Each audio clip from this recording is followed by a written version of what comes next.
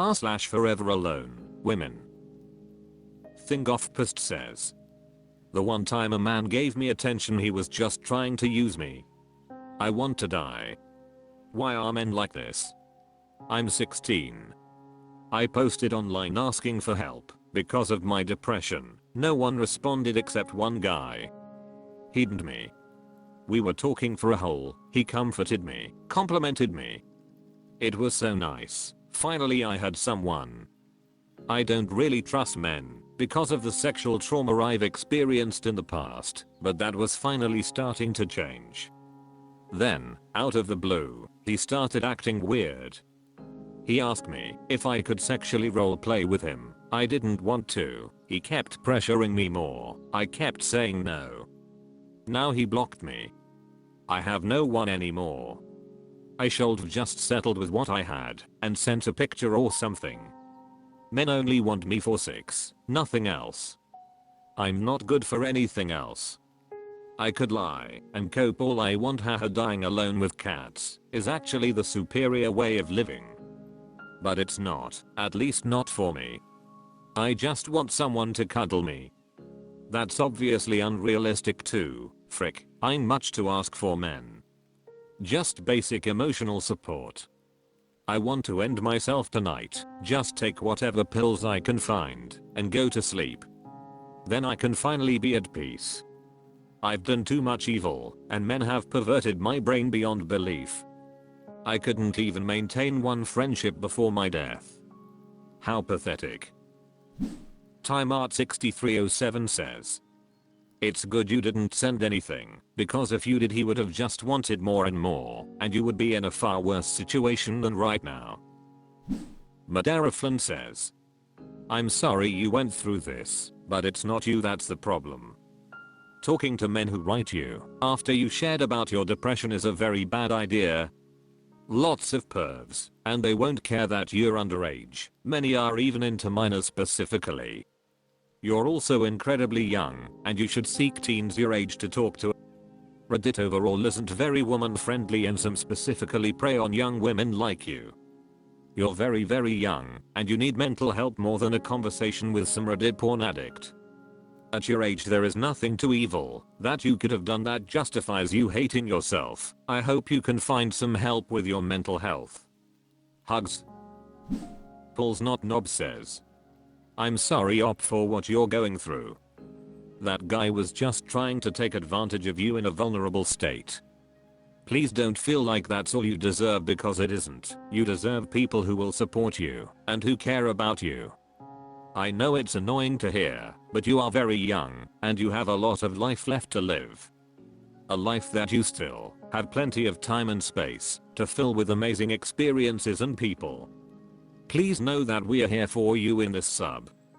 And while I know it's not the same as having a partner/male companionship, and I empathize, because I'm having some very similar feelings today, we are here, and you are valued.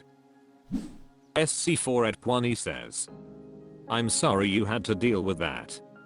This is why we tend to shut them down before they get started.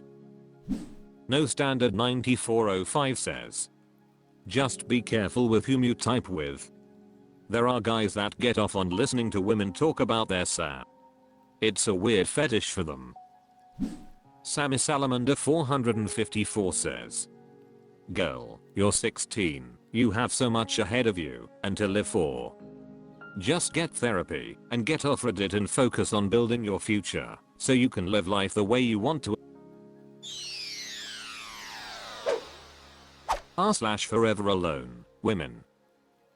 Skinabtheog says, sick to my stomach checking on old high school classmates via Instagram. Major. Vent. Before I say anything, do not tell me Instagram isn't reality. They only show what they want you to see. I'm so sick of these, frick, low effort falsehoods. They still have all those nice moments, even if they don't post the bad stuff. Anyways, I check on all my old friends/classmates/acquaintances, and am left in shock by how much they all travel and constantly have fun. All over the world. I was led to believe this was something only rich people do, but apparently it's not. They have so many friends and connections to people that they have so many more opportunities. In looking at their posts, and it's London, Egypt, Alaska, Utah, Costa Rica, one after another. It's insane. All while studying, maybe working part-time, doing internships, doing other things with their friends. It's so crazy. They actually have lives. No wonder they're not depressed. Yes, I know they are still capable of being depressed, blah blah blah. No wonder they don't think the species would be better off not existing. No wonder they don't spend their time in subs like r/antinatalism and r/ForeverAloneWomen. No wonder the average person finds these subs to be disturbing and pathetic and sad. I just can't believe how far I've fallen. How much I've failed. It seems that the gap between me and normal people widens each year. Like, yeah, I was struggling all the way back in elementary school, but middle school was worse than elementary, high school was worse than middle. And now post high school? In literally a frick, I'm ghost. I leave my homestead maybe 3 times a year. I've never left my country, unless Niagara Falls right on the border counts. A large part of my depression is being in the middle of butt frick nowhere. The nearest store is 20 plus minimums by car on a highway. 30 plus minimums to go anywhere remotely fun, shopping, movies, that's about it. There's nowhere to go, there's nothing to do. I've had 4 days off from work and I've stayed in my bedroom the entire time. I fantasize about moving to a city, but with what money? With what connections to people, for safety, opportunities, etc. With what stable mental state and emotional maturity to handle the fear of being on my own? I'm screwed, man. Talca07 says, I feel the same way. The people who used to bully me on high school are now living their best lives. They go outside, travel, have friends, girlfriend/boyfriend etc. And then here I'm miserable and rarely leave my house. I used to believe the myth that karma would punish them for their wrongdoings and make them suffer as much as they made me suffer, but for now nothing has happened. Actually, I feel like they are happier than before. Miss Odab says, I removed Instagram for this exact reason. Every time I'd open I would get my day ruined. It's not worth it. Sad Coconut says, stop waiting around for people and do your own thing.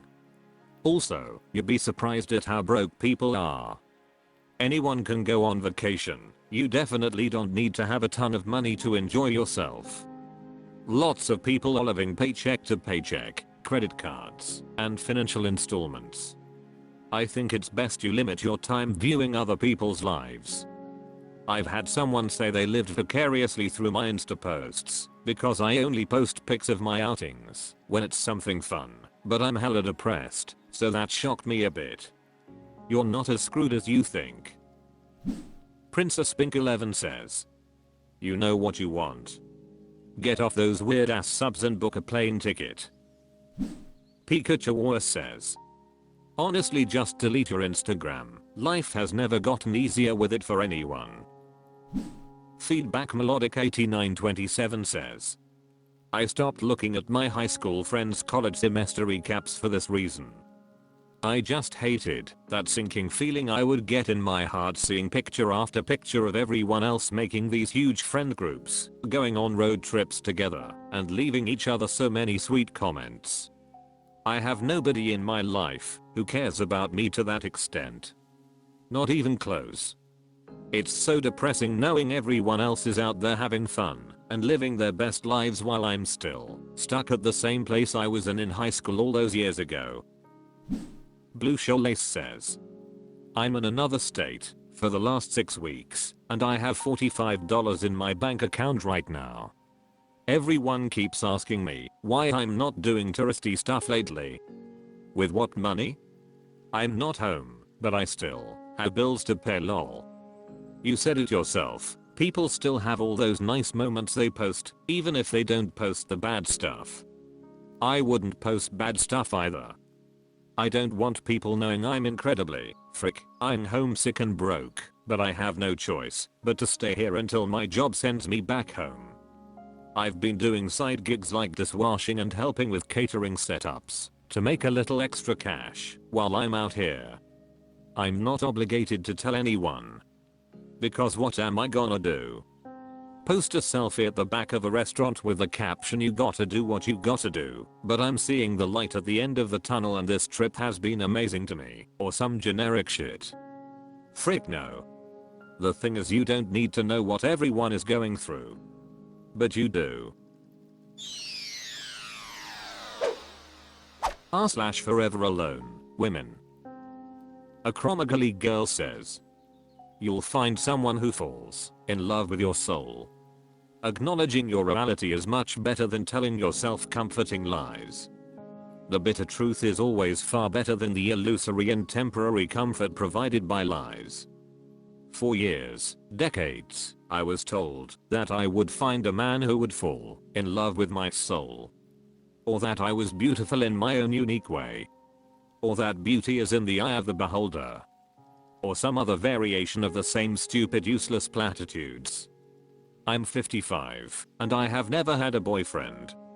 It's because I look grotesque due to acromegaly.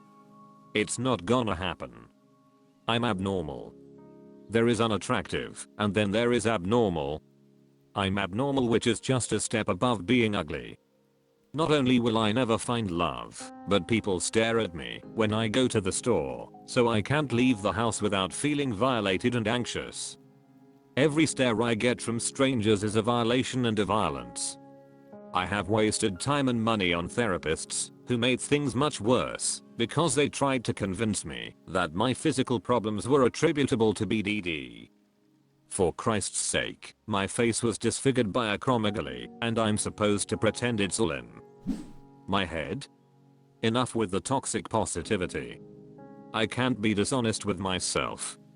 I can't gaslight myself into thinking that I don't look that bad. I look monstrous.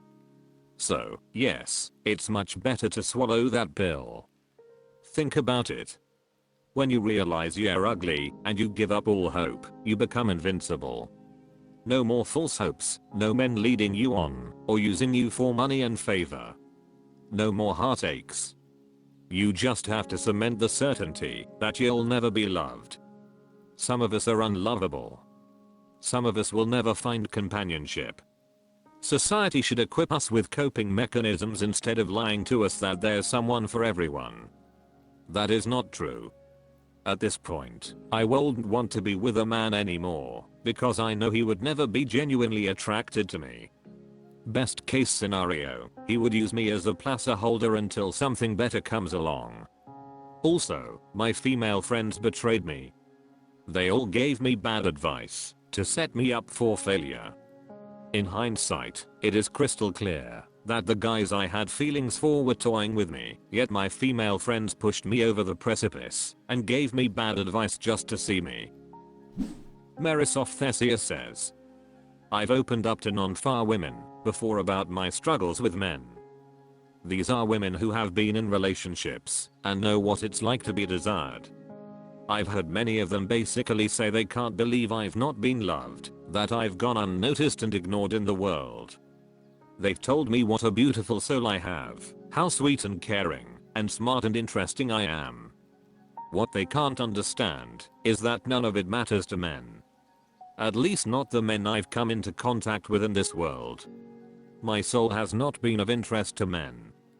They could care less about my intelligence, my empathy, my passion, my dreams. I appreciate that those women see my value, but men simply do not, and they most likely never will." Discusser1 says, "Yep, I was in a lot of unnecessary pain when I believed I can be loved because I'm smart and fun and cook well and have a lot of knowledge. At best I'm a weird dude to the men who like chatting about nerdy subjects, respected but weird. Normally the world just lets me be now when I approach 50. At worst I was used for money, favors, career help. Some people were then plotted to get my money, etc. Handsome devils. Had I accepted my fate sooner, I'd suffer less. I also believe I'm FAR because of my mother hating me and spoiling every joy I had. My father supported her ways. My oldest sibling is quite handsome, but he also is not in a family. He now has a GF who is in love with him, but he keeps some sort of distance and says he feels best alone. He is very sensitive and I'm glad we have a very good relationship because my friends are just acquaintances who occasionally meet for coffee or a gallery visit because they want a smart companion. They are not there for me. My life changed for the better when I accepted I better plan for a lonely life. I'm in the process of setting up a new home, and when I talked with my therapist about it and it transpired there's not a point in making a household for two. It was sad but also freeing.